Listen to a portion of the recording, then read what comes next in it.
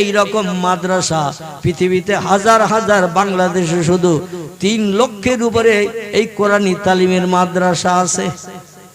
কলক্ষ বলা 3 লক্ষের উপরে এই কোরআনের হাফিজি কোরআনী মাদ্রাসা রয়েছে।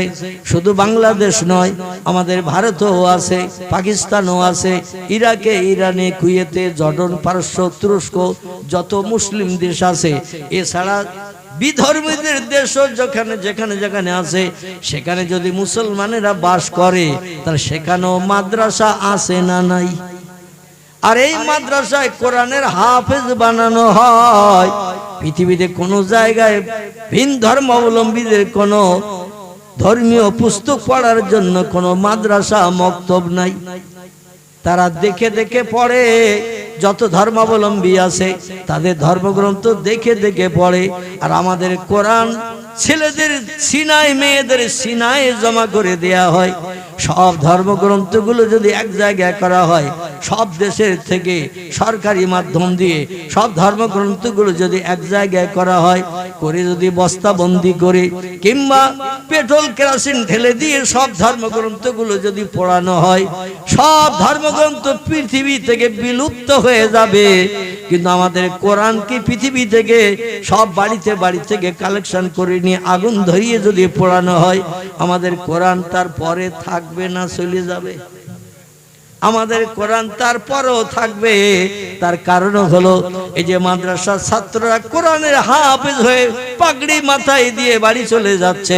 হাফেজদের আলেমেরা ডাকবে আলেমেরা, কারণ যারা লেখাজোখা করে, হাফেজ যারা পড়াশোনা করে হিফজ করেছে, এরা কিন্তু কোরআন লিখতে পারে না।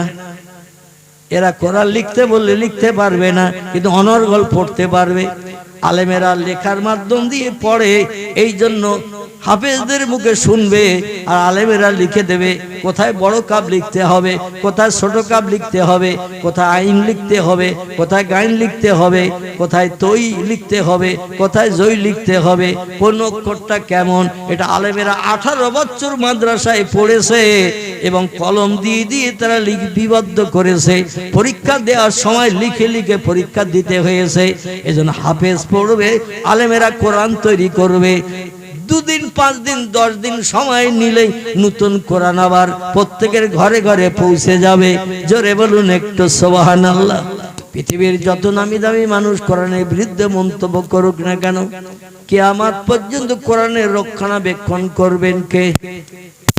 আল্লাহ বলছেন, ও দুনিয়ার মানুষ তোমরা শোনো, ওয়া ইন্না লাহু লাহাফিজুন, আমার কোরআন, আমার বাণী আর কিয়ামত পর্যন্ত সংরক্ষণ করে রাখবো আমি। আমার কোরআনের দায়িত্ব কারো নিতে হবে না।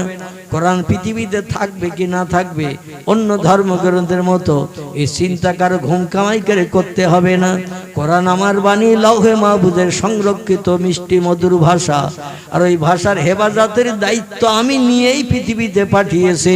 কোনো বেঈমানের বাবার ক্ষমতা হবে না আমার কোরআন পৃথিবী থেকে মিলিয়ে মাঠ করা। জোরে বলুন একটু সুবহানাল্লাহ। তার কারণ হলো পৃথিবীতে বর্তমান 4,500 উপরে ধর্মাবলম্বীর বসবাস। 4,500 উপরে ধর্মাবলম্বীর বসবাস। প্রত্যেকটি ধর্মাবলম্বীদের ধর্মীয় কিতাব পুস্তক আছে না নাই? প্রত্যেকটি ধর্মাবলম্বীদের ধর্মীয় কিতাব পুস্তক আছে। কালের করাল গতিতে প্রত্যেকটি ধর্মাবলম্বীদের অতীতের ধর্মগ্রন্থ বর্তমানে আর নাই। সব ধর্মগ্রন্থ রূপ পরিবর্তন করেছে, আগে যা ছিল তা নাই। এখনো পর্যন্ত আমার কোরআনের ভিতরে একটা অক্ষর কি কেউ বাড়িয়েছে? একটা অক্ষর কি কেউ কেটেছে? একটা অক্ষর কেউ কাটে নাই, একটা অক্ষর কেউ বাড়াই নাই।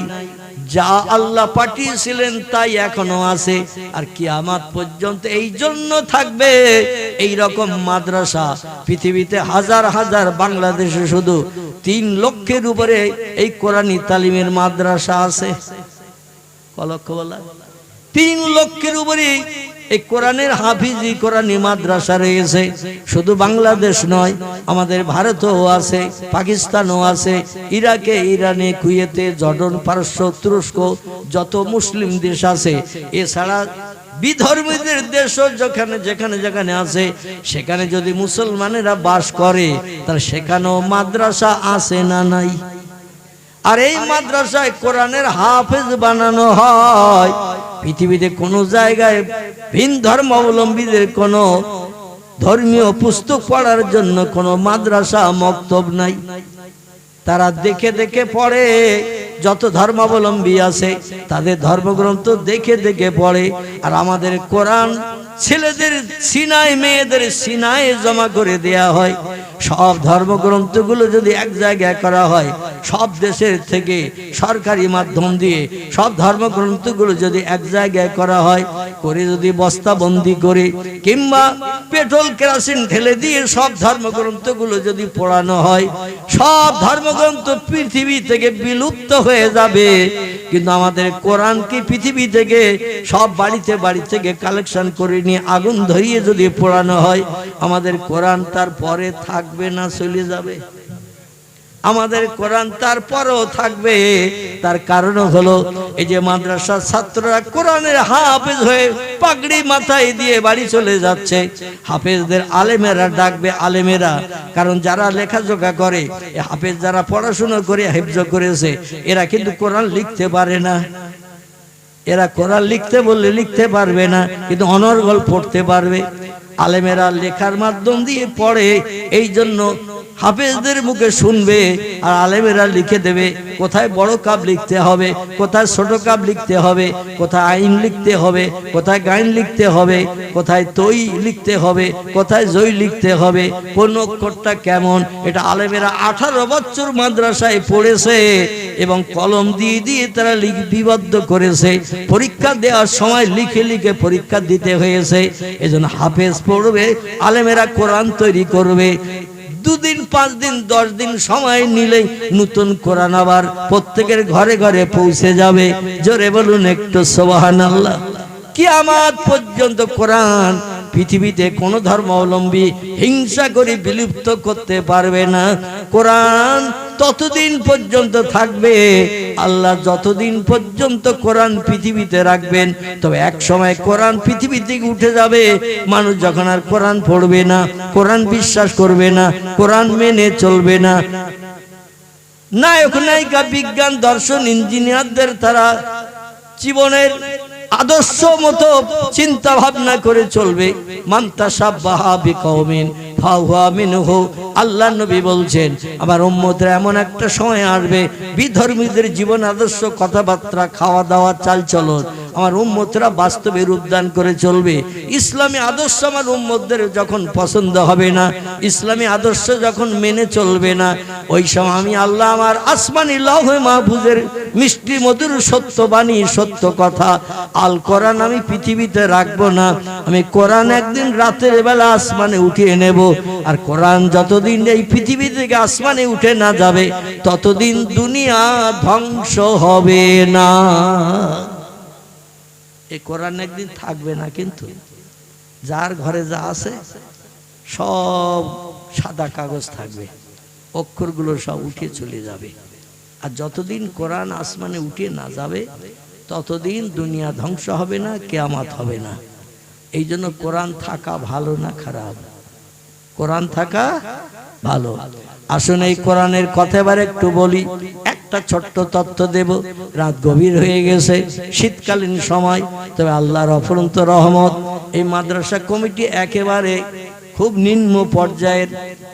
নিম্ন পর্যায়ের, কিন্তু এরা সুন্দর করে পরিবেশ বানিয়ে অনেক টাকা খরচ করে এই জলসার অ্যারেঞ্জমেন্টটা করেছেন। এত সুন্দর লাইটিং, মাইকিং, বিশেষ করে মাথার উপরে কত সুন্দর দর্শনীয় একটা প্যান্ডেল করেছে, লম্বা টাকা খরচ করেছে।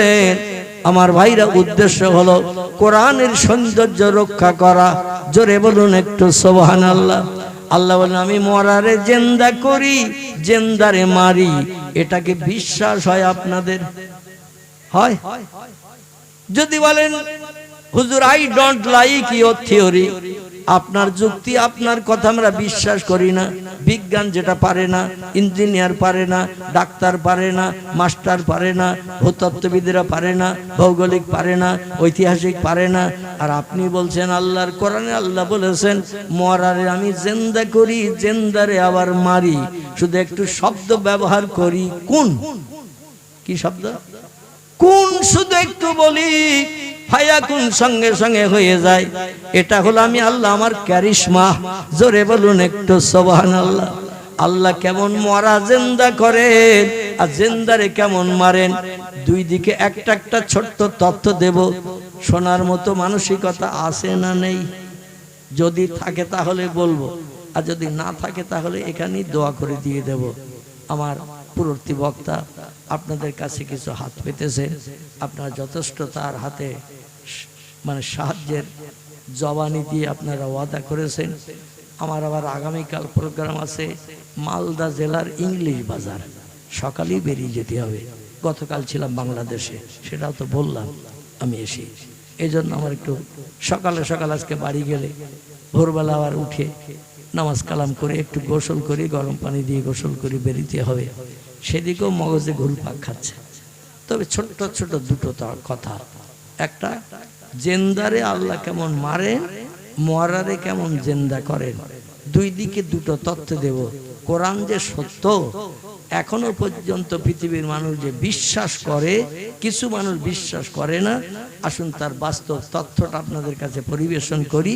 একটু প্রাণ ভরে উচ্চ রবে দরুদ শরীফ পড়ে নেন। আল্লাহুম্মা সাইয়্যিদিনা মাওলানা ওয়া আলা আলে সাইয়্যিদিনা মাওলানা। খোঁজ করিয়া আসল তারা, খোঁজ করিয়া আসল তারা তোমারি কুটুরির সম্মুখে। নবী পাকের নূরের ঝলক লাগলো তাদের চক্ষুতে। যে নূরের ওই ঝলক লেগে, যে নূরের ওই ঝলক লেগে চোখ ঝলসে গেল, সেই নবীর ওই মোহাব্বতে দরুদ মুমিন পড়ো। আল্লাহুম্মা, গলা ছেড়ে মোহাব্বতে যেমন আওয়াজ দিয়ে পড়বেন তেমন বক্তব্য হবে ইনশাআল্লাহ। ও আলা আলে সাইয়্যিদিনা।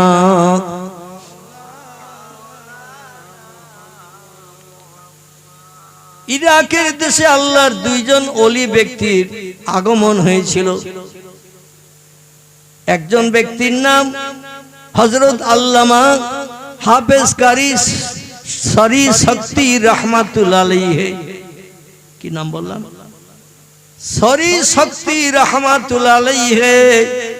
ওনার একজন যোগ্য ছাত্র ছিল, ছাত্রটির নাম হযরত আল্লামা শাহ শিবলি নোমানী রহমাতুল্লাহ আলাইহি, যিনি বিশ্ব নবীর জীবনী গ্রন্থ লিখেছেন সিরাতুন নবী। নবীজির একটা জীবনী গ্রন্থ লিখেছেন এই আল্লামা শাহ শিবলি নোমানী রহমাতুল্লাহ আলাইহি। নবীজির জীবনী গ্রন্থ মানুষের কাছে খুব প্রিয় এবং পছন্দনীয়।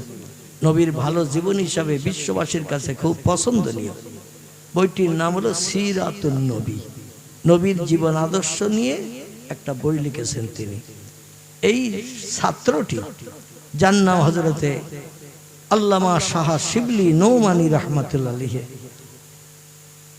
ইরাকের জমিনে দাজলা নদীর পার্শ্ববর্তী এলাকায় তিনি সরি শক্তির মাদ্রাসায় কোরআনী তালিম নেওয়ার জন্য পড়াশোনা করতে গেলেন।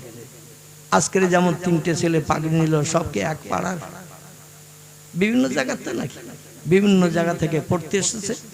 যার স্মরণশক্তি যেমন সে তেমন ভাবে কোরআনকে সিনায় জমা করেছে। যাদের ব্রেন মগজ একটু নরমাল তাদের একটু সময় লাগে বেশি, যাদের ব্রেন মগজ সাফ তাদের একটু তাড়াতাড়ি হয়ে যায়। 3 মাসের ভিতরেও অনেক ব্যক্তি কোরআনের হাফেজ হয়েছে। কমাস বললাম, ইমাম তিরমিজি রাহমাতুল্লাহির নাম, বিখ্যাত হাদিসের কিতাব লিখেছেন যিনি, সুনানে তিরমিজি। এই তিরমিজি রাহমাতুল্লাহি 3 মাসে কোরআন শরীফ হেফজ করে সিনায় জমা করেছিলেন। তাদের মগজটা আল্লাহ একটু সাফ করে দিয়েছিলেন। যাই হোক, তো শিবলি রাহমাতুল্লাহি সরিশক্তির মাদ্রাসায় যে কোরআনের হাফেজ হওয়ার জন্য তিনি পড়তে গেলেন। খুব সংক্ষেপ করে বলছি, রাত অনেক হয়ে গেছে। তো অল্প কিছুদিনের ভিতরে ব্রেন মগজ সাফ পরিষ্কার থাকার কারণে তিনি কোরআনের হাফেজ হয়েছেন। হাফেজ হওয়ার পরে মাদ্রাসা এই রকম একটা অনুষ্ঠান করা হয়েছে। প্রত্যেকটি মাদ্রাসায় যখন হাফেজদের পাগড়ি পরানো হয় কম বেশি এইরকম একটা অনুষ্ঠান করা হয়। অনুষ্ঠানে বক্তারা আসেন বা আল্লাহওয়ালা মানুষেরা আসেন, পীর সাহেবেরা আসেন, এসে ছাত্রদের মাথায় পাগড়ি পরিয়ে দেয়। আচ্ছা, যারা কোরআনের হাফেজ হয়েছে এদের কি কোনো প্রোগ্রেসি রিপোর্ট দেওয়া হয়, মার্কশিট? একটু কথা বলে না? সুলাইমান নবীর মতো ঘুমিয়ে চোখ আগলা করিয়েছে। কোরআনের হাফেজ হলে তাদের কি কোনো প্রোগ্রেসি রিপোর্ট, মার্কশিট, রেজাল্ট দেওয়া হয়? ওদের মার্কশিট, রেজাল্ট, প্রোগ্রেসি রিপোর্ট হলো মাথায় পাগড়ি জড়ানো। বুঝতে পেরেছেন? এই পাগড়ি জড়ানো মানে ওরা কোরআন শুরু থেকে শেষ পর্যন্ত সিনায় জমা করেছে। পাগড়ি জড়ানোটাই হচ্ছে ডকুমেন্ট।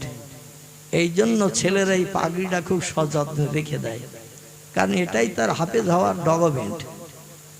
তো শিবলি ডেকে বলছেন, বাবা আজকে তোমার মাথায় পাগড়ি পরানো হবে, খুব ভালো করে শুনবে। হযরতে সরিশক্তি রাহমাতুল্লাহি শিবলিকে ডেকে বলছেন, বাবা তুমি কোরআন সিনায় জমা করেছো, আমার সামনে না দেখে তুমি শুরু থেকে শেষ পর্যন্ত পড়া দিয়েছো। তোমার যে সিনায় কোরআন জমা হয়ে গেছে আমি তার বাস্তব ডকুমেন্ট। এজন্য তোমার মাথায় আজকের পাগড়ি পরিয়ে দেওয়া হবে। মাদ্রাসা কমিটি এলাকার মানুষ তারা আসবে, দেখবে আমার মাদ্রাসা থেকে এবছর কটা ছেলে হাফেজ হয়ে মাথায় পাগড়ি বেঁধে চলে যাচ্ছে। তো বাবা, এ ছেলেরা তোমরা যারা আজকের পাগড়ি পরবে আজকের এই মজলিসের জলসায়, আমি তোমাদের গোটা কয়েক উপদেশ দেব। বাবা চলে যাবো তো বাড়ি, কারণ আমার এখানে আর পড়ার কিচ্ছু নাই। আমার এখানে পড়ার নিয়ম নীতি ছিল কোরআন শুরু থেকে শেষ পর্যন্ত পাঠ করা এবং সিনায় জমা করা। এরপরে যদি বাড়তি শিক্ষা করতে চাও, বাড়তি জ্ঞান অর্জন করতে গেলে অন্য জায়গায় ভর্তি হতে হবে। প্রাইমারি স্কুলে কি বিএ পর্যন্ত পড়ানো? প্রাইমারি স্কুলে, মাধ্যমিক স্কুলে কি এমএ পড়ানো হয়? হয় না। এক এক জায়গায় এক একটা ক্লাস শেষ আছে। তিনি বললেন, তোমরা আরো যদি ভালো কোরআন হাদিসের জ্ঞান অর্জন করতে চাও, অন্য জায়গায় মাদ্রাসায় যেখানে অনেক শিক্ষক ছাত্রদের পড়ায়, বিভিন্ন সাবজেক্ট নিয়ে পড়ায়, এক একটা শিক্ষক 45 মিনিট 40 মিনিট করে, এইভাবে সারা বছর পড়ে পরীক্ষা দিয়ে পাশ করতে হবে, পরের ক্লাসে প্রমোশন পাবে। তবে আমি গোটাকে উপদেশ তোমাদের দিয়ে ছেড়ে দেবো বাবা পাগড়ি পরিয়ে। ছাত্রেরা বললেন, মা সালাকা ইয়া আইয়ুহাল ওসাতিজ, আমাদের ওস্তাদ হুজুর গো, আপনি পাগড়ি পরিয়ে বিদায় দেবেন। এই মাদ্রাসা আমরা আর পড়তে আসবো না, কারণ আমাদের যা পড়ার সব পড়া হয়ে গেছে। এই জন্য পাগড়ি পরিয়ে বিদায় দেবেন, আমরা চলে যাব বাড়ি। কিন্তু কি উপদেশ দিতে চান হুজুর বলুন, আমরা এক মনে শুনবো। শিবলি রাহমাতুল্লাহি বললেন, বাবা খুব ভালো করে শুনবেন, এই মাদ্রাসার ছাত্ররা তোমরাও একটু শুনে নাও বাবা। হযরত সরিশক্তি ডেকে বলছেন, বাবারা আমি যে কটা উপদেশ তোমাদের দেব, উপদেশ কটা মন দিয়ে শোনো। প্রথম উপদেশ হলো, আমার এখান থেকে পাগড়ি পরে বাড়ি যাওয়ার পরে দৈনন্দিন তোমাদের 100 পারা করে কোরআন প্রতিদিন পড়তে হবে। কপারা 100 পারা করে প্রতিদিন কোরআন পড়তে হবে। তো প্রতিদিন 100 পারা করে পড়লে কোরআন খতম হবে কদিনে? কদিন? আলহামদুলিল্লাহ। তাহলে এখনো ঘুমাননি আপনারা। 5 দিনে কোরআন খতম হয়ে যাবে। এইভাবে পড়া যদি চালু রাখতে পারো, কবরে যাওয়া পর্যন্ত কোরআন সিনায় নিয়ে কবরে যেতে পারবে। আর কবরে যদি কোরআন সিনায় নিয়ে যাও, কবরের বাবার ক্ষমতা হবে না কিয়ামত পর্যন্ত তোমাদের লাশের একটা পশমের গায়ে কামড় দেয়া। মাটি তোমাদের খাবে না। যেমন কবরে রাখা হবে তেমন অবস্থায় আল্লাহ তোমাদের কবরে রাখবেন। আল্লাহর বাণী কোরআন সিনায় জমা করে রাখার জন্য। এ বাবারা, 2 নম্বরের উপদেশ হলো প্রতিদিন 5 ওয়াক্ত নামাজ যেন ছাড়বে না। নামাজটা হলো আল্লাহর সঙ্গে সম্পর্ক গাঢ় তৈরি করার জন্য 1 নম্বরের পন্থা। আফজালুল ইবাদাতি সালাত। আল্লাহ নবী হাদিস শরীফে জানিয়েছেন, আল্লাহকে রাজি করার জন্য যত ইবাদত আছে, ইবাদতের ভিতরে সেরা ইবাদতের নাম হলো নামাজ। কি নাম? নামাজ। এ বাবারা, প্রাপ্ত বয়স্ক তোমরা যারা হয়েছো, যারা হও নাই, যতদিন পৃথিবীতে হায়াতে বেঁচে থাকবে, প্রতি বছর রমজানের 1 মাস রোজা যেন কেউ কাজা করবে না, রোজা যেন নষ্ট করবে না। ছাত্ররা শুনলো, কেউ বা প্রাপ্তবয়স্ক, কেউ বা এখনো প্রাপ্তবয়স্ক হয়নি। শরীয়তের বিধান 12 বছর বয়স হয়ে গেলে ছেলেরা প্রাপ্তবয়স্ক হয়। আর মেয়েদের প্রাপ্তবয়স্ক হলো যেখান থেকে মেয়েদের প্রতি মাসে মাসে রোগটা শুরু হয়। আরবিতে যারে হায়েজ বলে, ইংরেজিতে যারে মেন্স বলে, বাংলায় যারে ঋতুকাল বলা হয়। মেয়েরা যখন থেকে প্রতি মাসে মাসে 3-4 দিন নাপাকি হয়, এই নাপাকি হওয়া থেকে তারা প্রাপ্তা বয়স্কা, এখান থেকে তারা সাবালিকা। জোরে বলুন একটু আমিন। এ বাবারা, আরেকটি উপদেশ আমি তোমাদের দিচ্ছি। আল্লাহ কোরআনে কোট করেছেন, কোরআনের 4র্থ পারায়, ওয়াবুদুল্লাহ ওয়ালা তুশরিকু বিহি শাইয়্যাও ওয়াবিল ওয়ালিদাইনি ইহসানা। জোরে বলুন একটু আল্লাহু আকবার।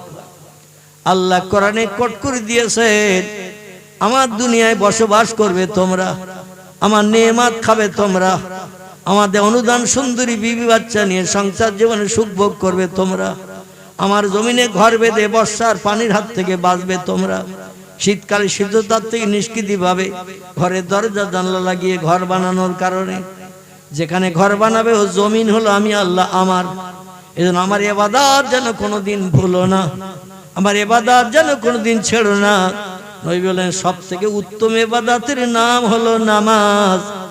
এটা শাহ শরীশক্তি রাহমাতুল্লাহ আলাইহি ছাত্রদের বললেন 5 নম্বরের কথা হলো বাবারা, আল্লাহ নিজের ইবাদতের কথা বলার পরেই বললেন, অবিল ওয়ালিদাইনি ইহসানা।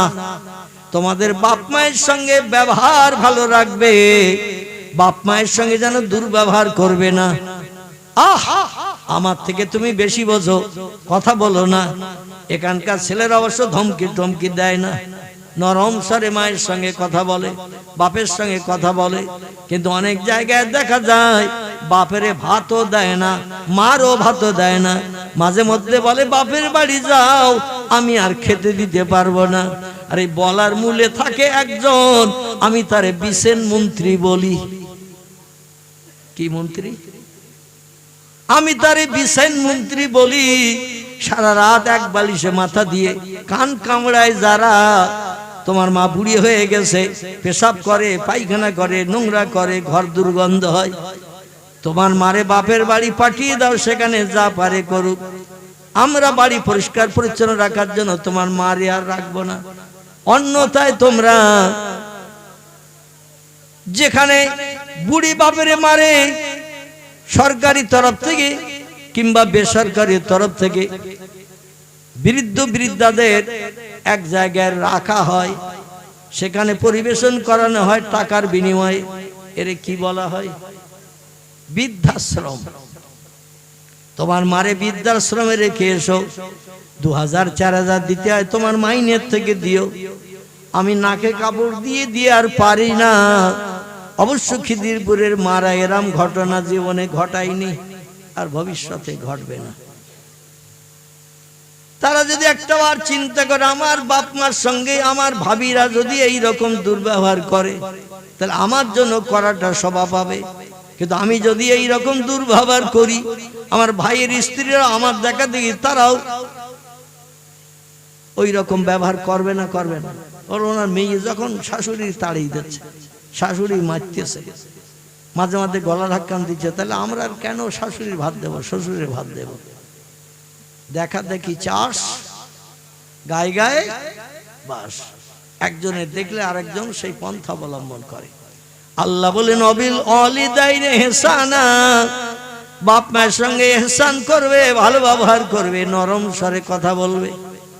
আল্লাহ নবী বলছেন ইল্লা উফেন, আল্লাহ কোরআনে বলছেন ইল্লা উফেন, যদি কোনদিন তোমার বাপ তোমার মা তোমার আচার ব্যবহারে আখলাকে যদি একদিন আহ উহ এইরকম একটা শব্দ যদি উচ্চারণ করে, তুমি যত বড় পীর হও, যত বড় ওলি হও, যতবার হজ করো, তুমি যত ওয়াক্ত নামাজ মসজিদে যেয়ে পড়ো, রাতের গভীরে তাহাজ্জুদ যদি তুমি পড়ো, আল্লাহ কোরআনে বলছেন বাপ মা যদি অখুশি হয়ে যায়, ওই বান্দার জীবনের কোন ইবাদত আল্লাহ কবুল করবেন না, সব মাঠে মারা যাবে। এর জন্য আমি যুবক ভাইদের কাছে অনুরোধ রাখছি, আমি তো 2 জনকে হারিয়ে ফেলেছি। নবী বলছেন মায়ের চেহারার দিকে দৈনন্দিন যদি 100 বার তুমি ভালো মনে তাকাও, 100টা নফল হজের সওয়াব আল্লাহ তোমার নাম আমলে লিখে দেবেন। কটা? 100টা। 100 বার যদি দৈনন্দিন মায়ের চেহারার দিকে একটু মুস্কি হাসি দিয়ে তাকাও, মারে যদি কিছু জিজ্ঞাসা করো কিছু লাগবে নাকি মা, তোমার কিছু প্রয়োজন আছে নাকি, একটু হাসি মুখে ভালো মনে যদি মায়ের চেহারার দিকে তাকিয়ে মিষ্টি কথা বলে মায়ের মুখে যদি একটু হাসি বার করতে পারো, মারে যদি খুশি করতে পারো, 100 বার তাকালে 100টা নফল কবুল হজের সব আপনার আমার নামে লিপিবদ্ধ আল্লাহ করে দেবেন। নবী বলছেন যাদের বাপ মা বিদায় হয়ে গেছে এদের জান্নাতে যাওয়ার রাস্তা বন্ধ হয়ে গেছে। এই জন্য যারা আমার মতো অভাগী, আমার মতো অভাগা, বাপ নাই মা নাই, হাজার চেষ্টা করলো আর ফিরে পাওয়া যাবে না, যাবে না। আমার এখনো মনে আছে কলকাতা আলিয়া মাদ্রাসায় যখন পড়াশোনা করতাম, বেলা 4টে পর্যন্ত মাদ্রাসা করে 5টা থেকে আবার বঙ্গবাসী কলেজে ক্লাস করতাম, রাত 10টা পর্যন্ত ক্লাস করে লাস্ট ট্রেন ধরে বাড়ি ফিরতাম।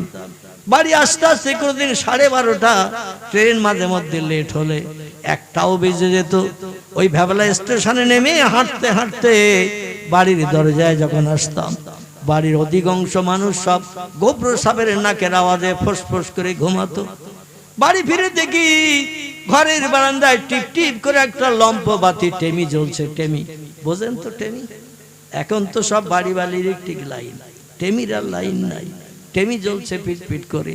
আস্তে আস্তে আমি এগিয়ে যাই, সবাই ঘুমিয়ে আছে, যে দেখি আমার জনম দুঃখিনী মা, আমি 20 টাকা দিয়ে একটা চরকা কিনে দিয়েছিলাম, চরকা, সেই চরকায় সুতো পাক দিয়ে দিয়ে নলি হচ্ছে। আমি ডেকে বলি মা গো, রাত 1টা বেজে গেছে, সারা পাড়ার মানুষ রাত ঘুমিয়ে পড়েছে, তুমি এই রাত জেগে জেগে কেন সুতা ভরছো নলিতে, চরকায়? মা বলছে তুমি বাড়ি আসবা জানি, খেয়ে গেছো সেই সকালবেলা, বাড়ি আসছো রাত 1:30টার সময়, আর আমি যদি জেগে না থাকি কে তোমারে খেতে দেবে গো বাবা? আমার ঘুম লাগলো, ঘুমাই না। জোরে বলুন একটু সুবহানাল্লাহ। আমার ভাইরা, এ দায়িত্ব পালন করেছিলেন প্রিয় নবী মুহাম্মদ রাসূলুল্লাহ, প্রাণ প্রিয়া বিবি, যার নাম ছিল হযরতে খাদিজা। ভোর পর্যন্ত দরজার গায়ে পিঠ লাগিয়ে দাঁড়িয়ে থাকতো।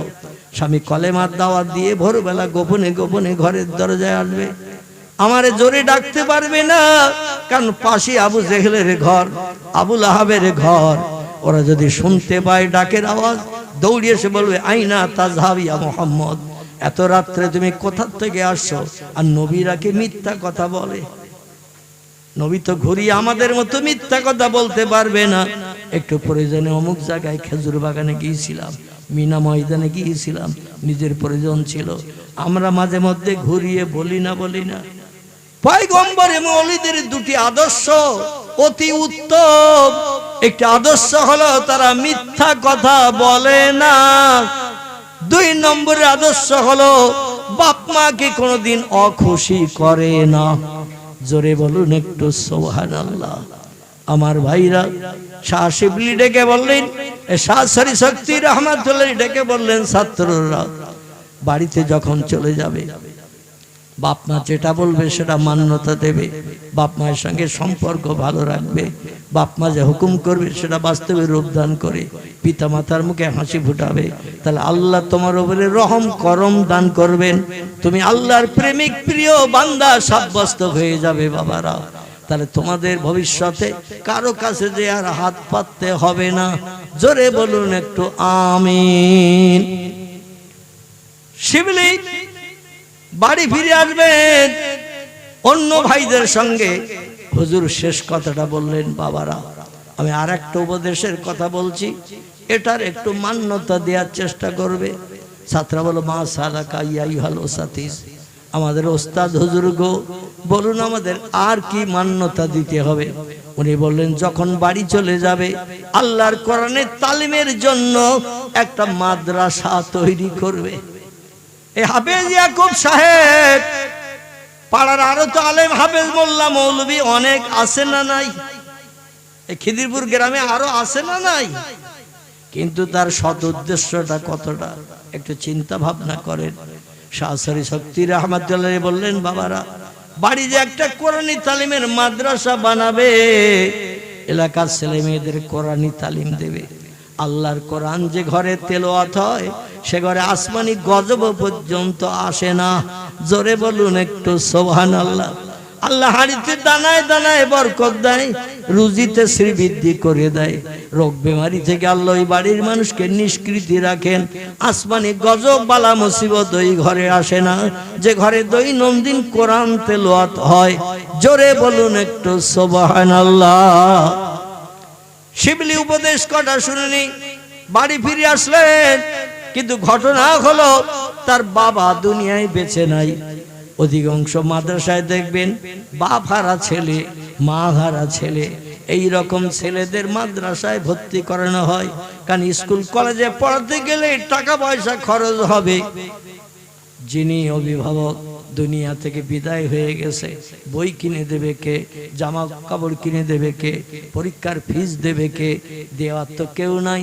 পরের বাড়িতে ঝিয়ের কাজ করে কোন রকমে দুটো খাবার পায়, তাই নিয়ে বাড়ি চলে আসে। মা বেটা দুইজন এক জায়গায় বসে বসে ভাগ করে করে খায়। আচ্ছা, বেটা এবং মা যদি দুইজন পরের বাড়ি ঝিয়ের কাজ, কাজের মেয়ের কাজ করে যদি আসে, খাবার যেটা তারা দেয় ও খাবারটা মা বেশি নেয় না ছেলেরে বেশি দেয়? কারে বেশি দেয়? আহারে 32টি নারী ছাড়া ব্যথা, এটা কেবল মা ছাড়া পৃথিবীতে কেউ জানে না। না না, কেউ জানে না, কেউ জানে না। একটা বাচ্চা যখন মায়ের উদর থেকে পৃথিবীতে আসে, বিজ্ঞানীরাও একমত, তফসিরের কেতাবও একই তথ্য দেয়া হয়েছে। সূক্ষ্ম সূক্ষ্ম সরু সরু 32টা নাড়ি ছিঁড়ে একটা বাচ্চা, ছেলে হোক বা মেয়ে হোক, এই পৃথিবীর জমিনে যখন ভূমিষ্ঠ হয় 32টা নাড়ি ছিঁড়ে আসে। দেহের 3 ভাগের 2 ভাগ রক্ত এই নাড়ি ছেঁড়ার কারণে বেরিয়ে যায়। অনেক মা বেহুশ হয়ে যায়, অনেক মার ধৈর্য সহ্য করে পরবর্তী তার নিঃশ্বাস টেনে ফেলতে পারে না। কত মা সন্তান প্রসব করতে যে মৃত্যুর করে ঢলে পড়ে না? কত মা মারা যায়, কত মা। আমার ভাইরা, এই পৃথিবী থেকে সন্তানের নাড়ি ছেঁড়া ব্যথার কথা মনে রেখে তারা দেখবেন সন্তানকে বেশি খাওয়ায়, নিজে গালের ভিতর থেকেও খাবার বার করে সন্তানের খাওয়ায়। জোরে বলুন একটু আমিন, জোরে বলুন একটু আমিন। আসুন একটু দাঁড়িয়ে যাই আমরা নবীজির দরবারে, সোনার মদিনা একটু সালাম পেশ করে নেই। যারা বাইরে শীতে ঠান্ডায় দাঁড়িয়ে আছেন একটু ভিতরে ঢুকে আসবেন, আর লম্বা আলোচনা হবে না, ইনশাল্লাহ অন্যদিন আবার করা যাবে। সকলে একটু নবীজির মোহাব্বতে সালাম পেশ করুন। ইয়া নবী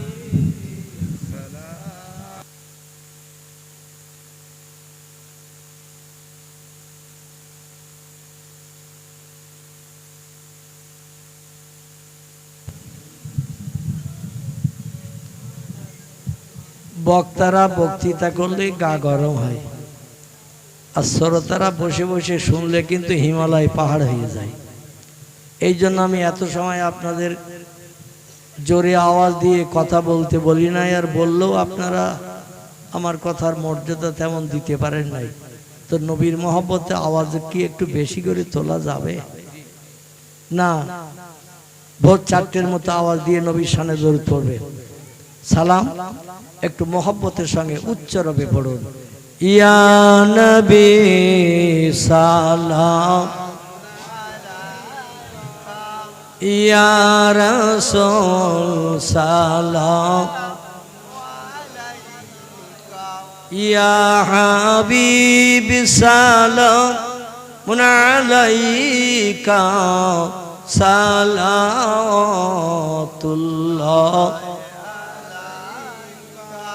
बागे इब्राहिम के गुलहिन मालाए जिसके बुलबुल आप है जाते तवक्कुल सलावतुल्लाह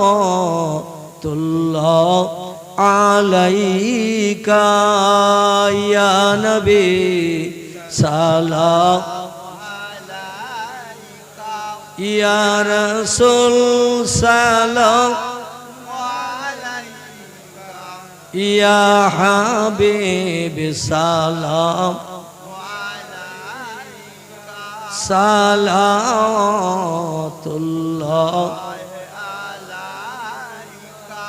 जिब्राइल आवाज तुलिलो आसमानेर दरवाजा खोलो गो, एसेছেন নবীদের সরদার হবে যে খোদা দিদার। ইয়া নবী সালাম আলাইকা, ইয়া রাসূল সালাম, या हबीब सलाम सलावतुल्लाह अलैका। সকলে সামনে গিয়ে এসে বসেন, সকলে একটু সামনে গিয়ে এসে বসেন। যারা রাস্তার উপরে দাঁড়িয়ে আছেন তাদের একটু ভিতরে ঢোকার সুযোগ করে দিন। বালাগাল উলা বিকামালিহি,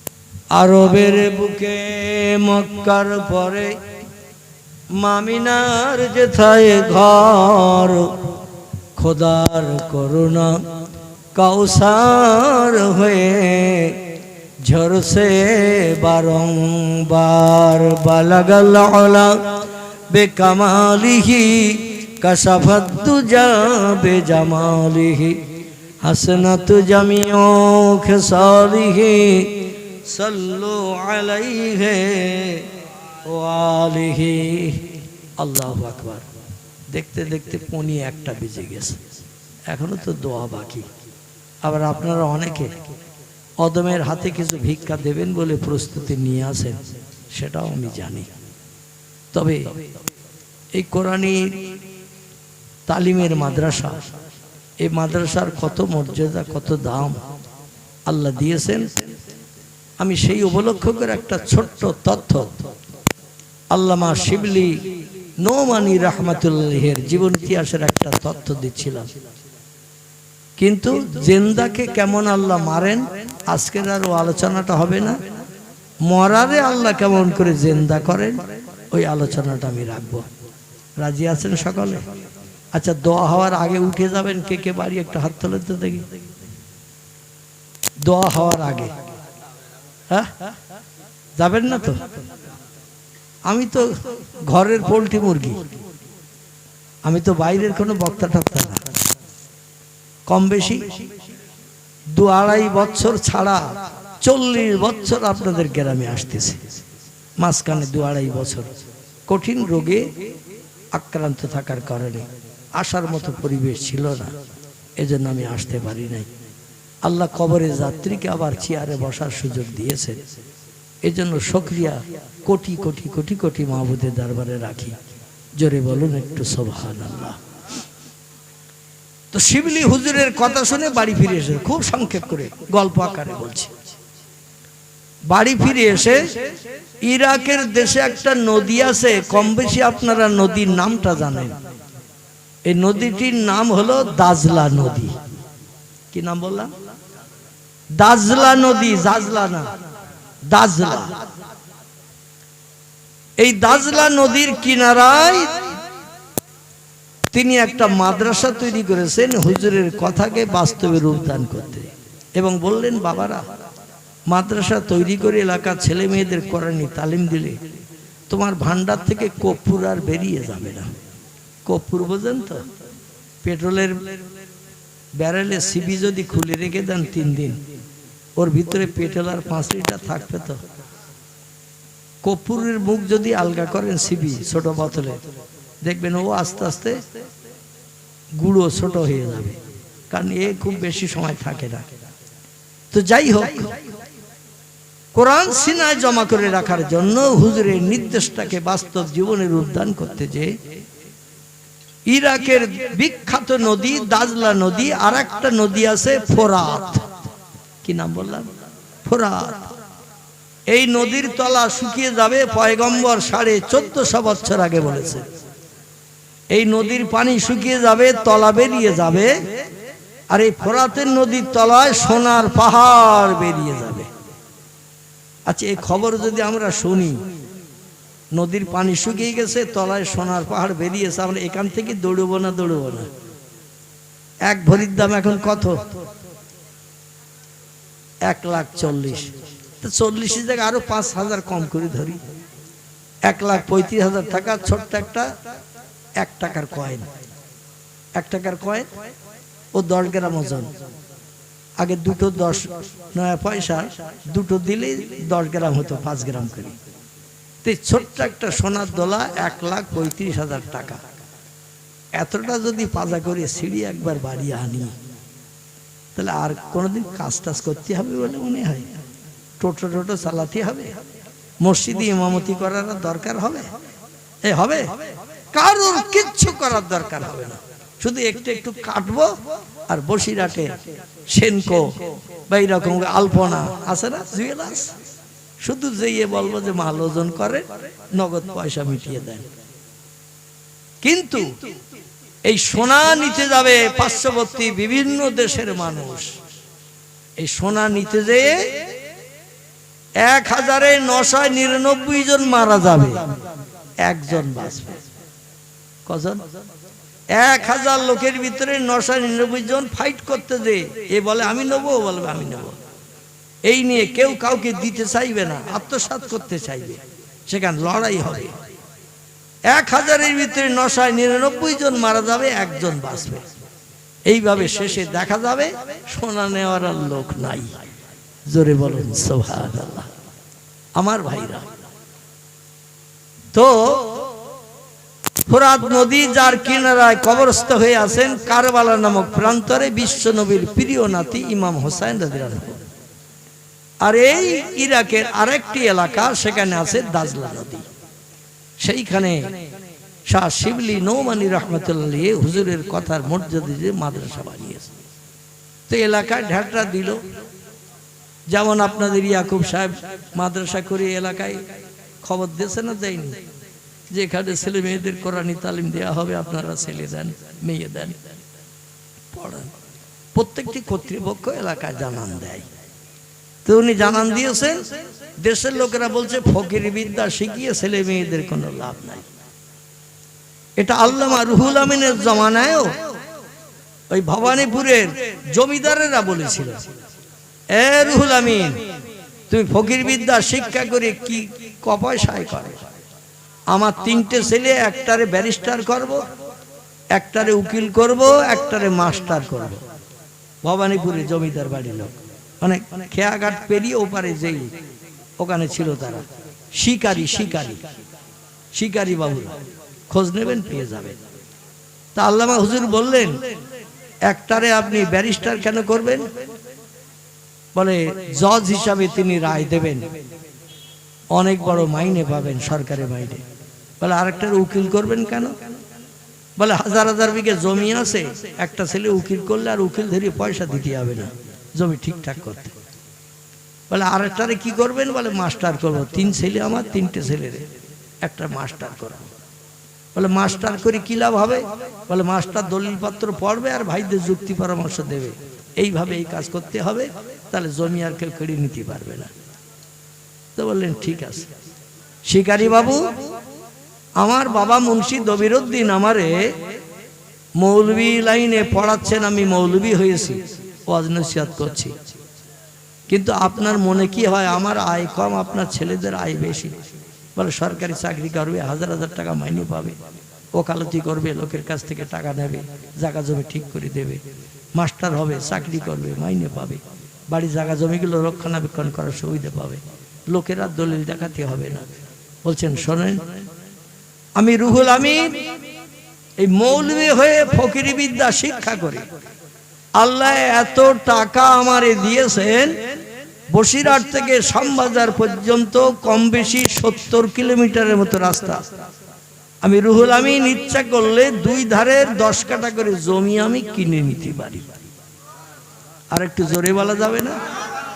আল্লামা রুহুল আমিন বলেছিলেন বসিরহাট থেকে শ্যামবাজার পর্যন্ত, ওই 5 মাথা ঘোড়ার মাথা আছে না, ওইখানে তখন 79C বাস রুট চলতো, ওখান পর্যন্ত শেষ ছিল।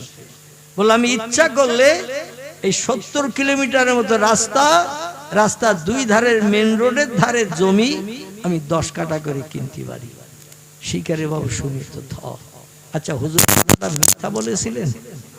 কথাটা মিথ্যা বলেননি, কথাটা বাস্তব সত্য বলেছিলেন। এখন এলাকায় ঘোষণা দিলেন হযরতে শাহ শিবলি রহমতুল্লাহ আলাইহি, আপনারা ছেলে মেয়ে দেন। বলে তুমি ফকির বিদ্যা শিখে এসেছো, আমার ছেলে মেয়েদের ফকির বিদ্যা শিখি, আমরা ওদের ভবিষ্যৎ নষ্ট করব না। কেউ ছেলে দেয় না। মাদ্রাসা হয়েছে চাল দিয়ে, কাঠির বেড়া দিয়ে, আর উপরে হালকা ছাউনি দিয়ে, খেজুরের পাতা দিয়ে চাল, কিন্তু ছেলে কেউ দেয় না। তুমি পাড়ায় ঢাকটা দিয়ে ফিরে যাচ্ছেন, কোনো বাড়িওয়ালা কোনো বাড়িওয়ালি ওনারে বললেন না যে আমার ছেলেটারে কালকে তোমার মাদ্রাসায় ভর্তি করব, তোমার শখ মিটাবো। মুখ কালো করে বাড়ি আসতে আসতে একজন বৃদ্ধা রমণী দরজার পাশে দাঁড়িয়ে থাকা, বিধবা, স্বামী নাই, ডেকে বলছেন ও শিবলি। বলে হ্যাঁ মা বলুন। বলে কজন ছাত্র দিয়েছে, কাল থেকে তোমার মাদ্রাসা চালু হবে। বলে বুড়িমা কথার কেউ দামও দেয়নি, ছেলে দেওয়ার ওয়াদা কেউ করেনি। বলে খালি মুখে ফিরে যাচ্ছ মুখ কালো করে। বলে কি করব মা, 2-1 যদি রাজি হতো তাহলে খুব ভালো হতো। বুড়ি বললেন বাবা তুমি একটা কোরআনের হাফেজ মানুষ, শরীয়তের বিজ্ঞ পণ্ডিত, দিন শরীয়তের পূর্ণ আইন তুমি পালন করে চলো, মাথায় টুপি, মুখে দাড়ি, গায়ে লম্বা জামা, নবীর ওয়ারিস তুমি, আর দিনের দাওয়াত দিয়ে চলে যাচ্ছ, কেউ তোমার কথায় রাজি হয়নি বাবা। তোমার কালো মুখ দেখে আমার বড় কষ্ট লাগছে হৃদয়। ও বাবা, আমার একটা মাত্র ছেলে আছে, স্বামী হারা বিধবা নারী আমি, ভবিষ্যতে আর বিয়েও করব না, বিয়ের পিড়িতেও বসবে না, সন্তান আর হবে না, আমার একটা ছেলেই ভবিষ্যৎ। বলে বুড়িমা কি বলতে চাচ্ছেন বলুন? বলে আমার ছেলেটা তোমার মাদ্রাসায় ভর্তি করে দিতে পারি বাবা। একটা ছেলে যদি আমি ভর্তি করি তুমি কি পড়াবে? বলে হুজুরের কথার মর্যাদা রাখতে যে একটা ছেলে হলো আমি পড়াবো। জোরে বলুন সুবহান। বুড়ি বললেন বাবা তুমি পড়াবে আমার ছেলেটারে? বলে হ্যাঁ। বলে আমি খুব খুশি হলাম তোমার কথা শুনে, তবে আমার একটা ওয়াদা আছে, বক্তব্য আছে, সেটাকে তুমি বাস্তবে রূপদান করবে। শিবলি বলে মা সাদাকি ইয়া উম্মি, ও জননী মা কি বলতে চাইছেন একটু বলুন। বলছে আমি পরের বাড়িতে ঝিয়ের কাজ করি, কাপড় কাচা কাজ করি, রান্না করা কাজ করি, ঝাড়ঝুট দেই, পানি এনে দিই নহর থেকে, পরের বাড়িতে কাজ করি, তাই আমার কিছু খাবার দেয়, কাজের বিনিময়ে ওই খাবার নিয়ে বাড়ি আসি আমি। খাবার নিয়ে বাড়ি এসে আমরা দুই মায়ে বেটা খাই। আমার স্বামী জায়গা জমি কিচ্ছু রেখে যায় না, কোনো ব্যাংক ব্যালেন্স কিছু আমার জন্য গস্তিত টাকা রেখে যায় নাই। প্রতিদিন যা খেটে পাই তাই দুই মায়ে বেটা খাই। তবে আমি ছেলে দেব তোমার মাদ্রাসায়, ওয়াদা করেছি অবশ্যই দেব। আল্লাহ ওয়াদা ভঙ্গ করেন না, আমি আল্লাহর কথাকে বাস্তবে রূপদান করে আমি ওয়াদা ভঙ্গ করব না। তবে দায়িত্ব হলো আমি পরের বাড়িতে কাজে যাই সকালবেলা, বাড়ি ফিরি সন্ধ্যাবেলা। ও শিবলি মাদ্রাসা যখন চালাবে আমার ছেলেটার আমার বাড়ি থেকে তোমারে নিয়ে যেতে হবে। আমি বাড়ি থাকি না, আমার ছোট্ট ছেলে 5 মতান্তরে 6 বছর বয়স, তোমার মাদ্রাসা কোথায় ও চেনে না জানে না, এজন্য আমার ছেলেটারে তোমার মাদ্রাসায় নিয়ে যেতে হবে। আবার পড়া শেষ হয়ে গেলে আমার ছেলেটারে আমার বাড়িতে পৌঁছে দিয়ে যেতে হবে। এই দায়িত্ব যদি পালন করো বাবা, তাহলে তোমার মনে শখ মিটাবো, মুখে হাসি ফোটাবো। আমার ছেলেটারে তোমার ওই দাজলা নদীর কিনারায় মাদ্রাসায় আমি পড়াবো। শিবলি দাঁড়িয়ে একটু চিন্তা ভাবনা করছেন, মাথা নিচু করে। কোন পাড়ার লোক, এলাকার মানুষ তো ছেলে মেয়ে কেউ দিতে চায় না, হুজুরের কথার মর্যাদা রক্ষা হচ্ছে না, মাদ্রাসা তৈরি করলাম কেউ আসে না। তো বুড়িমা যখন রাজি হলো ফিরে আসার পথে শিবলি বলল একটু কষ্ট যদি করতে হয় তাও করব। বুড়িমা ছেলেরে বাড়ি থেকে নিয়ে মাদ্রাসায় আনবো, কোরআনি তালিম 1-8 ঘন্টা দিয়ে আবার তার সঙ্গে করে নিয়ে তার বাড়ি পৌঁছে দেব, কারণ মা বাড়ি নাই। মা পরের বাড়িতে ঝিয়ের কাজ করে, চাকরানির কাজ করে, বাড়ি ফেরে সন্ধ্যার পরে। এই জন্য আমি নিয়েও যাবো আবার দিয়েও আসবো। জোরে বলুন একটু সুবহানাল্লাহ। কিছুদিন মাদ্রাসা এইভাবে ছেলেটারে নিয়ে যায় আবার দিয়ে যায়। পাড়ার লোকেরা দেখে বলল বেশ ভালো তো, শিক্ষক ছাত্রদের নিয়ে যাচ্ছে আবার ছাত্রকে ফিরিয়ে দিয়ে যাচ্ছে বাড়ি, তাহলে আমাদের ছেলে মেয়ে দিলে আর অসুবিধা কি? দেখা দেখি 4 গায়ে গায়ে বাস। বাড়ির পাশের মানুষেরা দেখে ওরা বললো আমাদের ছেলেদের যদি শিবলি নিয়ে আসার নিয়ে যায়, রাস্তাঘাটে কোনো বিপদের আশঙ্কা নাই, তাহলে আমরাও ছেলে মেয়ে দেই। বেশ 8-10 জনের মতো ছেলে মেয়ে হয়েছে, 8-10 জনের মতো।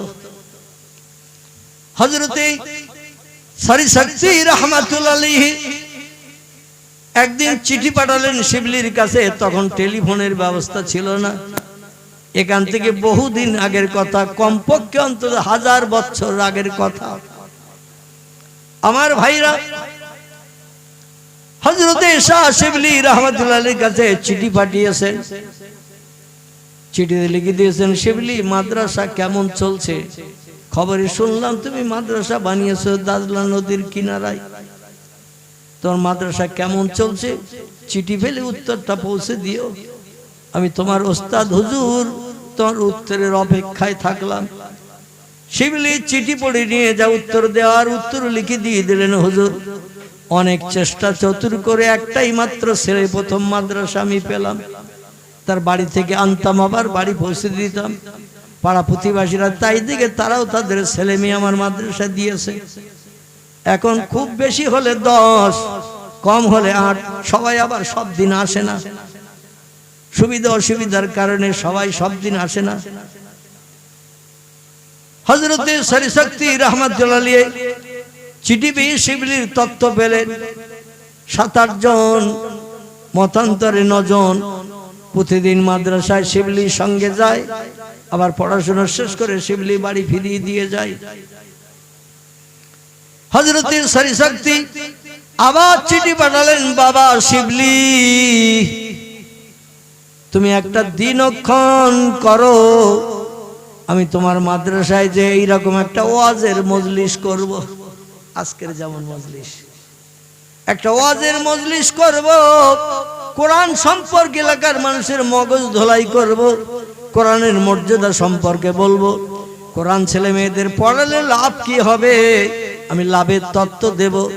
তুমি একটা দিন সাব্যস্ত করে আমার একটু জানিয়ে দিও, আর এলাকার সব লোকদের বল আমার হুজুর আসবে, আমার ওস্তাদ হুজুর আসবে, তিনি একটি মজলিসে কিছু বক্তব্য রাখবেন, গ্রামবাসীরা সবাই এসো। শেষ করে দেই নাকি? শেষ করে দেই, আবার অন্যদিন হবে, কারণ আমি তো এই ঘরের মুরগি, আমি তো ডোব ছেড়ে চলে যাব না, ঠিক কি না? শিবলি রাহমাতুল্লাহ আলাইহি হুজুরের জন্য একটা ডেট করলেন। হুজুর দিনের দিন আসছে, এলাকার মানুষেরা খবর পেয়েছেন ওনার ওস্তাদ আসবে, মাদ্রাসা সম্পর্কে কোরআন সম্পর্কে তথ্য দেবে। সেদিন মাদ্রাসা ছুটি দিয়েছে, খুব সংক্ষেপ 1-2 মিনিটের ভিতরে, যদিও লম্বা ঘটনা, আমি সংক্ষেপ করে বলছি। তো উনি মাদ্রাসা সেদিন ছুটি দিয়েছে, আজকের মাদ্রাসায় জলসা। যেমন আজকের মাদ্রাসা চলিয়েছে, এই মাদ্রাসা হেফজ মাদ্রাসা আজকে চলিয়েছে, ছেলেদের আজকে ছাড় দেওয়া হয়েছে, আজকের ওয়াজ হবে, আনন্দ ফুর্তি করে ঘুরে বেড়াও, পাগড়ি পরানোর সময় সবাই স্টেজে থাকবা। এ ঠিক না ভুল? ছেলে মেয়েদের ডেকে বললো, শোনো, পাড়া প্রতিবেশী আসবে, কোরআনের আলোচনা শুনবে। ওই পাশে দাজলা নদীর ঘাট থেকে তোমরা ছোট ছোট পাত্র ভরে পানি এই মশকে মিটে ভরো। কালো মিটে ছিল না আমাদের দিকে আগে, কালো মিটে সরিষা টরিষা চাল ধান এটা ওটা রাখতো, মুসুরির ডাল, যাতে ইঁদুর খেতে না পারে, এ ছিল না আগে। এখন তো সব বস্তা। বলে এই বড় মেটেটা জ্বালা মেটে যারে বলা হয়, তোমরা ঘাট থেকে পানি তুলে নিয়ে এসে জ্বালা মেটে ভরে রাখবা। এলাকার লোকেরা যখন আসবে এই মেটের থেকে পানি নিয়ে ওযু করে পবিত্রতা অবলম্বন করে বসবে, কারণ কোরআনের মজলিসে বসতে গেলে একটু পবিত্রতা অবলম্বন করতে হয়। জোরে বলুন সুবহানাল্লাহ। কিন্তু অনেক আমার যুবক বন্ধু আছে 3টি বিড়ি টেনে এসে বসে। ঠিক বললাম না ভুল বললাম? বিড়ি টেনে, ওযুর দরকার নাই, কুলি করারও দরকার নাই, টেনে এসে বসে। জোরে বলুন একটু নাউজুবিল্লাহ। বিড়ি খাওয়া হালাল না হারাম? হারাম। কুল্লু মুস্কিরিন হারামুন। নবীজি হাদিস শরীফে জানিয়েছেন প্রত্যেকটি নেশাকর বস্তু পান করা খাওয়া হলো হারাম। আরে হারাম জিনিস খেয়ে বসলে মগজে ঢোকবে কিছু?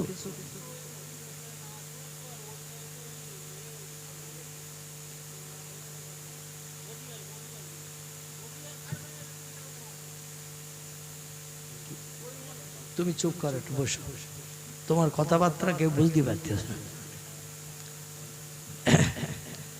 চুপ করে বসো। তো মাদ্রাসার ছাত্ররা ছোট ছোট খোপ নিয়ে নিয়ে ওরা দাজলা নদীর ঘাটে পানি আনতে গেছে। ওস্তাদ বলেছে, নদীর ভিতরে প্রথম ছাত্র যে, সে হলো বুড়িমার ছেলে। বললো, ভাই তুমি মাদ্রাসার প্রথম ছাত্র, তুমি ঘাটের নিচে নামো, আর আমরা উপরে দাঁড়িয়ে থাকি, ওই পানিতে নেমে পানি ভরে দাও, আমরা নিয়ে নিয়ে দৌড়িয়ে দৌড়িয়ে জ্বালা মেটে ভর্তি করি। বুড়ির ছেলে রাজি হয়ে গেল, প্রত্যেকের হাতের থেকে মাটির খোপ নিয়ে নিয়ে পানি ভরে উপরে উঁচু করে দেয়। ওরা ডাঙায় দাঁড়িয়ে খোপগুলো ধরে নিয়ে নিয়ে, বদনাগুলো ধরে নিয়ে নিয়ে পানি নিয়ে জ্বালা মেটে ভর্তি করতে শুরু করলো। কিছু পানি জ্বালা মেটে ভর্তি হয়ে গেছে। হঠাৎ করে মাদ্রাসার ছাত্ররা পানি আনার সময় হাউ হাউ করে কাঁদতে কাঁদতে চলে এসেছে। হযরত শিবলি নোমানি ডেকে বলে, মাপকু কায়েবনি, ও ছেলেরা, কে তোমাদের কাঁদালো, কে মেরেছে বলো? কাঁদছো কেন? ঘাট থেকে পানি আনতে যে আল্লাহ নেয়ামত পানি, এই পানি নিচে তো কেউ বারণ করবে না, কি হয়েছে তোমার? বলে হুজুর, আপনার মাদ্রাসার প্রথম ছাত্র যেটি, তাকে আমরা সবাই মিলে ওই ঘাটের পানিতে নামিয়ে দিয়েছিলাম। হাঁটু সমানের নিচে পানির ঘাটে দাঁড়িয়ে ও পাত্র ভরে দিচ্ছিল, উঁচু করে দিচ্ছিল, ডাঙায় দাঁড়িয়ে দাঁড়িয়ে আমরা খোপ টপগুলো বদনাগুলো ধরে নিয়ে দৌড়িয়ে দৌড়িয়ে এসে জ্বালামেটে ভর্তি করছিলাম। হঠাৎ জোয়ারের স্রোত বান এসে ছেলেটার পায়ে মেরেছে ধাক্কা। হঠাৎ স্রোতের পানি ধাক্কা যেই মেরেছে, ছেলেটা হুবড়ি খেয়ে পড়ে গেছে। হুজুর, আমরা দাঁড়িয়ে আছি 5-7 মিনিট 10 মিনিট, ছেলেটা ঠেলে উঠবে এই চিন্তা ভাবনা করে, কিন্তু 10 মিনিট 15 মিনিট হয়ে গেল, ছেলেটা আর ওই পানিতে যে হুবড়ি খেয়ে পড়ে গিয়েছিল, বানের পানির স্রোত তার পায়ে ধাক্কা লাগানোর কারণে হুজুর ছেলেটার উঠিনি। তে আমাদের মাদ্রাসার প্রথম ভাই পানি পুরিয়ে দিতে যে তিনি পানির তলায় তলিয়ে গেছে, দাজলা নদীর পানির তলায়। তাই আমরা হতাশে আপনার কাছে সে খবর দিলাম, হুজুর আপনি এখন কি করবেন করুন। বাচ্চা ছেলে মেয়ে 7 বছর 8 বছর 9 বছর এরকম বয়স, কোরআনের তালিম নিচ্ছে, তারা কাঁদছে। হুজুরের চোখ দিয়ে টপ টপ করে পানি বেরিয়ে গেছে। বলে আমার মাদ্রাসা উদ্বোধন করেছে যে ছেলেটি, সেই ছেলেটি পড়াশোনায় সব থেকে এগিয়ে গেছে, কারণ সে আগে ভাগে ভর্তি হয়েছিল তাই। আর সেই মারা গেছে। বলে নাম ইয়াই হলো সাফিস। হুজুর উনি পানি ভরে দিতে যে পানির স্রোতে সে পায়ে ধাক্কা মেরেছে, হুবড়ি খেয়ে পাশে পড়ে গেছে। আর ওখানে ঘোলের পানি পাক খাচ্ছিল। হুজুর উপরের পানি তলায় নিয়ে যায়, ঘোলের পানি পাক খেলে তলায় কোথায় চলে গেছে বলতে পারবো না। অনেক সময় দাঁড়িয়েও তার নাম নিশানা হদিস পেলাম না, এই জন্য আপনার কাছে খবর দিলাম। শিবলি কাচ্ছে, কি করি এখন? জলসা তো মাথায় উঠে গেছে। 2-10 মিনিটের ভিতরে আমার পীর সাহেব আসবেন, যে সময় বলে দিয়েছিলেন ঘোড়ার পিঠে চেপে কিংবা উটের পিঠে চেপে আসবেন, তখনকার যানবাহন এটাই ছিল। সময় দিয়েছেন, এই সময়ের ভিতরে আসবেন, কিন্তু কি অঘটন ঘটে গেল। হযরতে সারি শক্তি এসে হাজির হলো। বলে মা হালুকা মাকবরকে ইয়া শিবলি, খবর কি, কেমন আছো বলো। শিবলি হাউ হাউ করে কান্না শুরু করেছে। সারি শক্তি ডেকে বলে, শিবলি রে, আজ আনন্দের দিন, খুশির দিন, তোমার মাদ্রাসায় জলসা হবে, কোরআন হাদিসের আলোচনা হবে, এলাকার মানুষ শুনবে, তুমি কাঁদছো কেন বাবা? বলে হুজুর আমার মাদ্রাসার প্রথম উদ্বোধন করা ছাত্রটা ওই যে দূরে ঘাট, নদীর ঘাট, ওইখানে পানিতে নেমে পানি ভরে দিচ্ছিল, আর বাকি ছেলে মেয়েরা সব পানি নিয়ে এসে ওই বড় জ্বালামিঠেটা দেখছেন ওইটা ভর্তি করছিল। কারণ লোকজন আসবে, উজু করে মজলিসে বসবে, কোরআনের আলোচনা শুনবে। হুজুর সব সর্বনাশ হয়ে গেছে।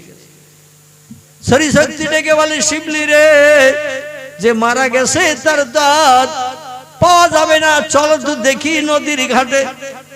নদীর ঘাটে যে দেখলেন পাশে একটা ঘোলের পানি পাক খেয়ে খেয়ে উপরের পানি তলায় যাচ্ছে, তলার পানি পাশ দিয়ে ঠেলে উঠছে, কিন্তু ছেলেটার কোনো হদিশ নাই। অনেক সময় দাঁড়িয়ে দাঁড়িয়ে চতুর্দিকে খোঁজ খবর নিল, পাশে দূরের দিকে ভেসে উঠেছে কিনা একটু দেখি। দূরের দিকে তাকিয়ে দেখে সেখানেও নাই, যেখানে পড়েছে সেখানেও নাই।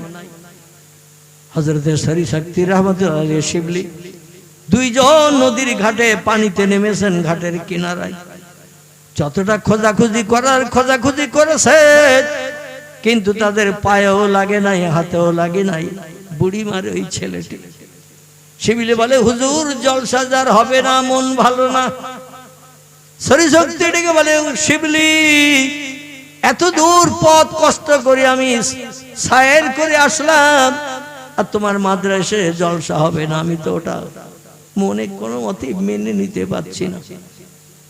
শিবলি বলে, হুজুর ওই বুড়িমা প্রথম ছাত্র দিয়েছিল, অভাগী নারী, স্বামী হারা বিধবা, তার ছেলের সঙ্গে করে নিয়ে মাদ্রাসায় আনতে হয়, পড়া শেষ হয়ে গেলে আবার বাড়ি পৌঁছে দিতে হয়। মা বাড়িতে থাকে না, সকালবেলা উঠে পরের ঘরে কাজ করতে যায়, সারাদিন কাজকর্ম করে যা দুটো খাবার দেয় নিয়ে বাড়ি আসে, মাই বেটা দুইজনে ভাগাভাগি করে খায়। ওই বুড়ির কাছে যে আমি কি তথ্য দেব যে ওনার ছেলে বেঁচে নাই। সরিশক্তি ডেকে বলে, শিবলি মন খারাপ তোমার, তুমি হয়তো তথ্য দিয়ে বুড়ি মারে খুশি করতে পারবে না, আমারে নিয়ে চলো বুড়ির বাড়ি, আমি যে বুড়িরে সান্ত্বনা দেব। আমি বুড়িরে বলবো আল্লাহ যারে ডেকে নেন, যার তকদিরে আল্লাহ যেটা লিপিবদ্ধ করে রাখেন সেটাই তার নসিবে জোটে। আত-তাকদিরু লা ইয়ারুদ্দু ইল্লা বিদুআ। জোরে বলুন একটু সুবহানাল্লাহ। নবী বলেছেন দুনিয়ায় মানুষ জন্ম নেওয়ার আগে আল্লাহ তার তকদির লিপিবদ্ধ করে দুনিয়ায় পাঠান। যা তকদির যেটা লিখেছেন পরিবর্তন হবে না।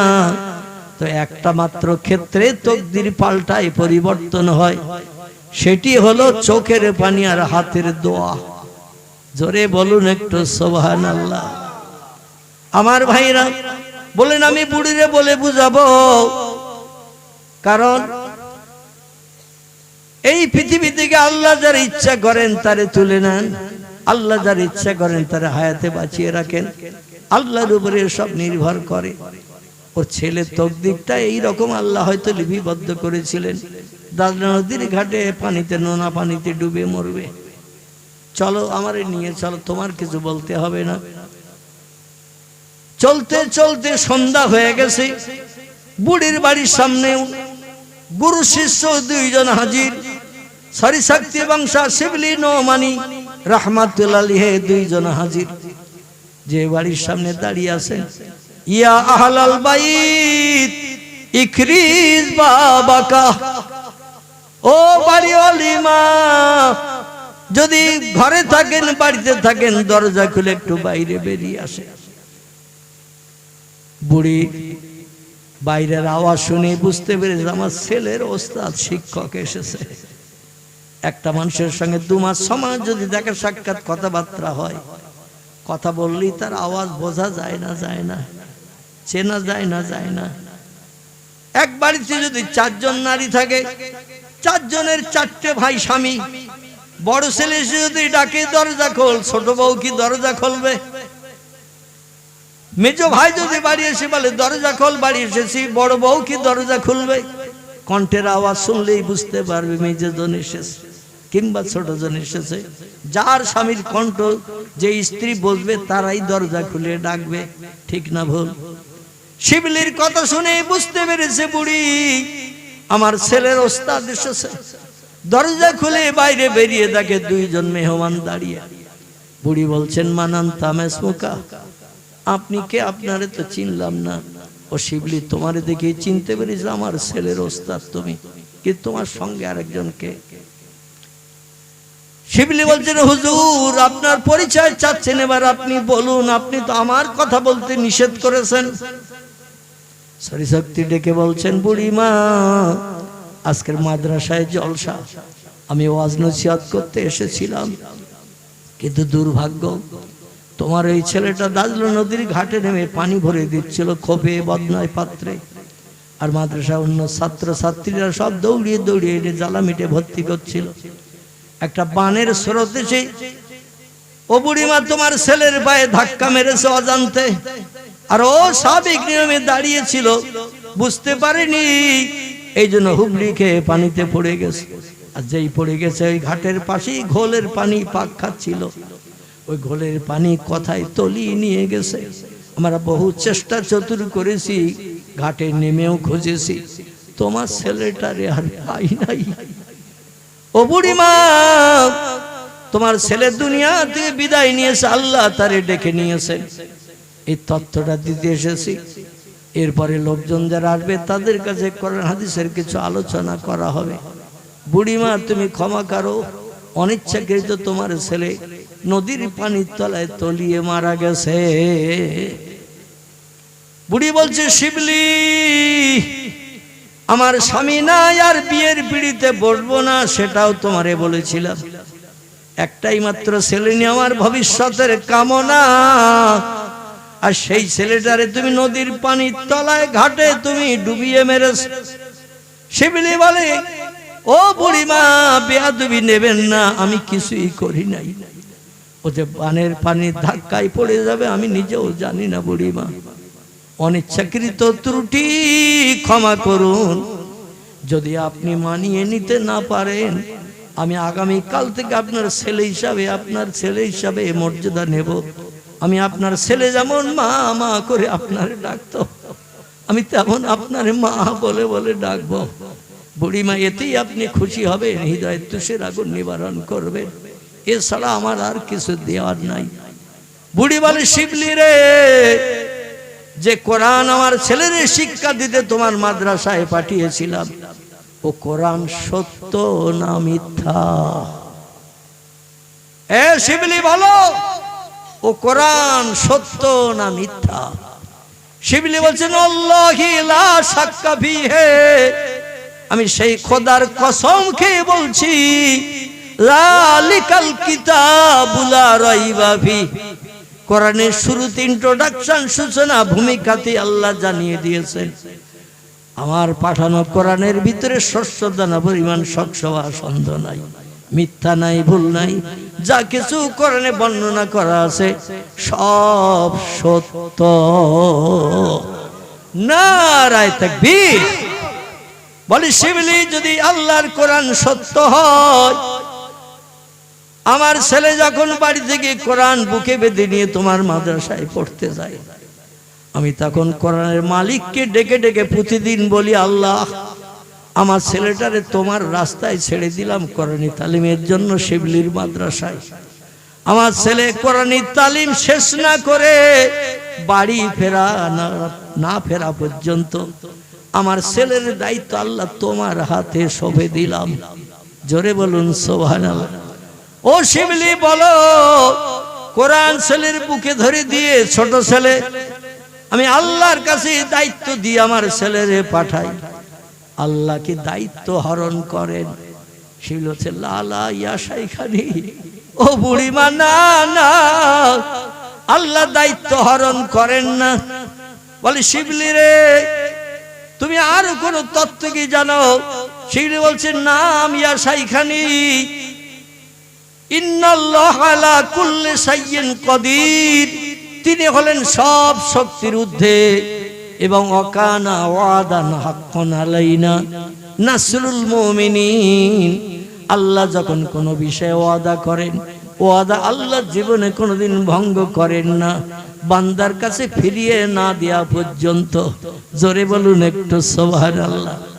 আল্লাহর ডেকে তুমি কোরআন বুকে দিয়ে ছেলের আমার মাদ্রাসায় পাঠাও, আর তুমি বলো, আল্লাহ আমার ছেলে বাড়ি না ফেরা পর্যন্ত আমার ছেলের হেফাজতের দায়িত্ব তোমার।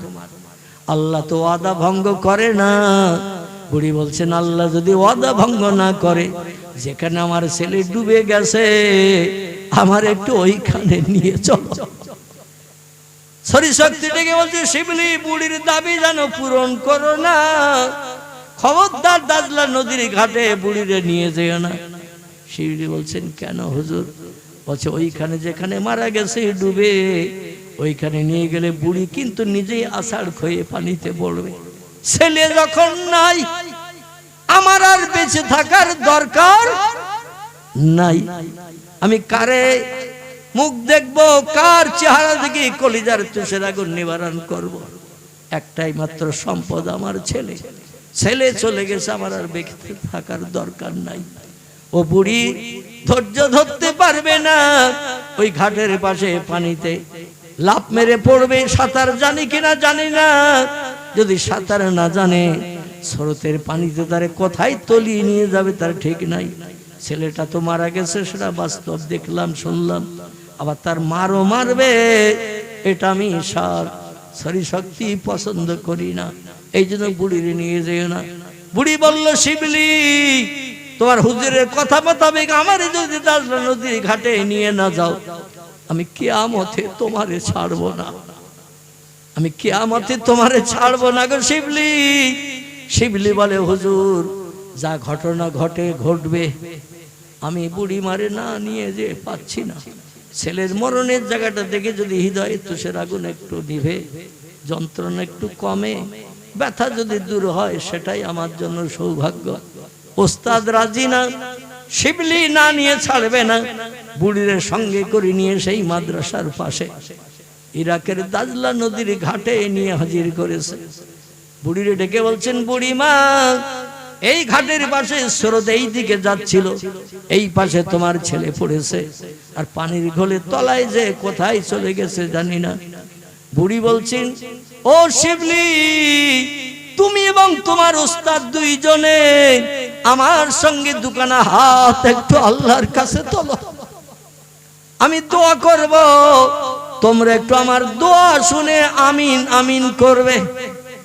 আমরা যখন মসজিদে নামাজ পড়তে যাই, যে কোনো মসজিদে নামাজ পড়তে গেলে ইমাম সাহেবেরা দোয়া করলে আমরা আমিন আমিন বলি না? বলি না? এই আমিন আমিন বললে আল্লাহ বড় পছন্দ করেন দোয়াটা। হাজার মানুষের আমিন আমিন আল্লাহ সহ্য করতে পারেন না, দোয়াটা কবুল না করে ফিরান না। একটু জোরে বলুন। আহারে, মা দোয়া করছেন ছেলের জন্য। আমাদের দোয়ার, সন্তান হারা মায়ের দোয়া কি এক? আকাশ জমিন পার্থক্য। হৃদয় জ্বলছে তুষের আগুন, সন্তান মরার শোক, চোখ দিয়ে টপ টপ করে পানি পড়ছে বুড়িমার। ওস্তাদ শক্তির চোখ দিয়ে পানি পড়ে না। শিবিলির নিজের হাতের গড়া প্রথম ছাত্র, তার চোখ দিয়ে টপ টপ করে পানি পড়ছে।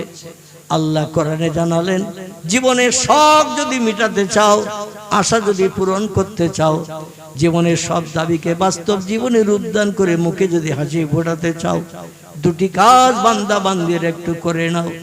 ও মা বোনেরা, আমি দুটি জিনিসের কথা বলি আমার বক্তৃতা শেষ করব।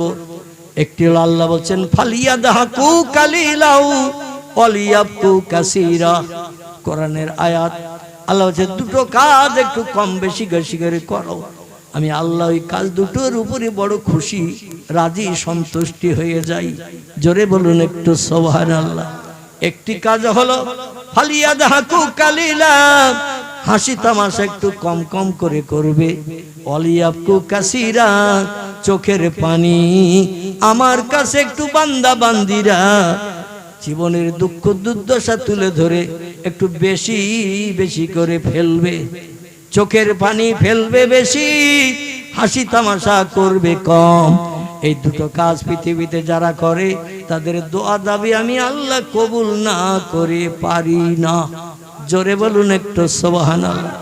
মা কাঁদে সন্তানের জন্য, ওস্তাদ কারে শখের ছাত্রের জন্য। আল্লাহ পাক দুইজনের চোখের পানি কবুল করে হযরতে শক্তির সামনে বুড়ির সেই ছেলেটাকে আল্লাহ ঘোলের পানিতে আবার ভাসিয়ে দিয়ে দিলে। আল্লাহ ডেকে বলে, খিজির, পৃথিবীর সব সাগরের জীবজন্তুকে পরিচালনার দায়িত্ব দিয়েছি তোমারে। ও খিজির, কিয়ামত পর্যন্ত তুমি বাঁচবে, কারণ কোহে কাপের পানি তুমি এজলো ভরে তুলে পান করেছিলে। আরে কোহে কাপের পানি পান করার কারণে আমি আল্লাহ দীর্ঘজীবী বানাই তারে, যারা এই কুয়ার পানি পান করে, সে পানি তুমি পান করার কারণে দীর্ঘজীবী হয়ে গেছো। তাই তোমার উপর একটা দায়িত্ব দিয়েছি, সাগরের পানিতে যত জীবজন্তু থাকে তাদের পরিচালনার জন্য। খিজির, আমি আল্লাহ হুকুম করছি, ওই ছেলেটা ঘোলের তলায় যেখানে চলে গেছে সেখান থেকে উঠিয়ে দাও।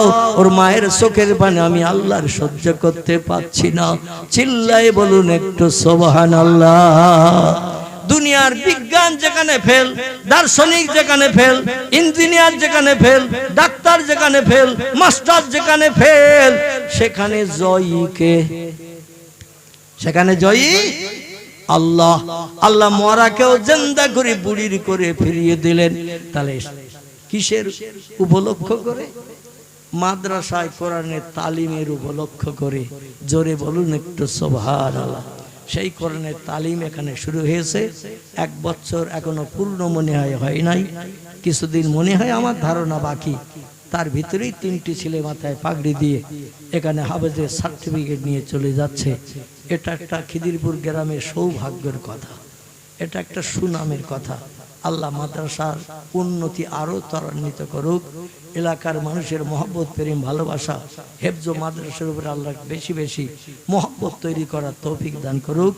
সকলে আপনারা একটু প্রচেষ্টা চালাবেন যাতে মাদ্রাসাটার বাকি কাজ সম্পূর্ণ হয়, মসজিদেরও বাকি কাজ সম্পূর্ণ হয়। ছোট ছোট বাচ্চা ছেলে এখান থেকে হাঁটাচলা করে দূরের মসজিদে যেয়ে নামাজ পড়ে যাওয়া আসার পথে বিপদ ঘটতে পারে কিনা, এই জন্য আমি অনুরোধ রাখছি। এখন আর এক এক করে নাম ধরে আপনাদের কাছে চাইব না, কোরআনের ইজ্জত রক্ষার খাতিরে যারা যারা পকেটে করে নিয়ে এসেছেন, আমি অধম গুনাহগার নাদান, আমার হাতে কিছু দেওয়ার জন্য টপ টপ করে একটু উঠে আসেন, এখনই দোয়া করব, এখনই দোয়া করব। আমি এক এক করে নাম ধরে আর চাইব না।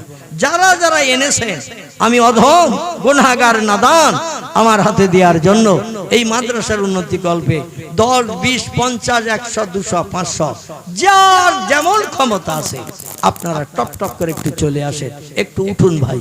আর যদি না ওঠেন তো কমিটির ছেলেরা এক একজন যাবে, কমিটির ছেলেরা এক একজন একটু টপ টপ করে চলে যাও।